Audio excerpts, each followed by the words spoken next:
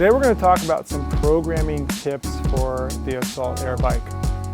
Now the Air Bike is a full body movement, so we really have an endless array of movements that we can combine with the bike itself in a workout.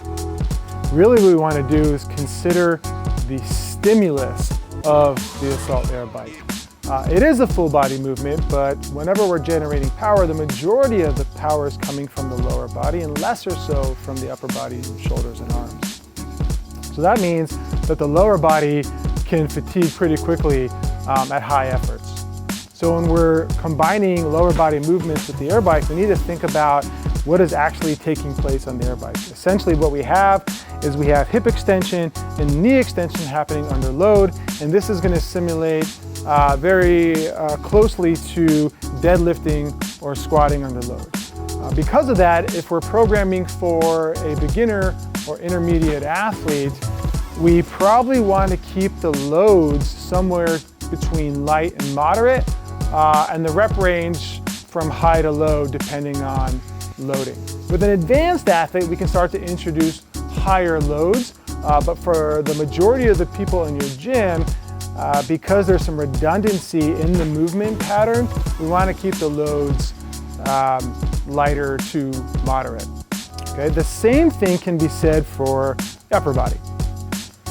We're not using the upper body as much to generate power on the bike, but we do have a lot smaller musculature surrounding the shoulder, so it's going to fatigue a lot faster.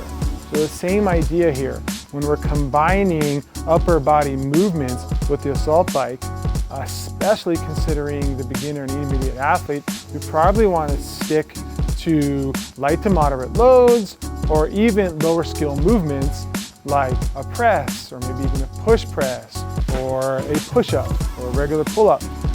For advanced athletes, we can start to introduce some more high-skilled movements. We can introduce snatches and push jerks and muscle-ups. But even when we're introducing it, we probably want to do it in a more controlled fashion where we're reducing load at first and we're keeping it to lower rep ranges.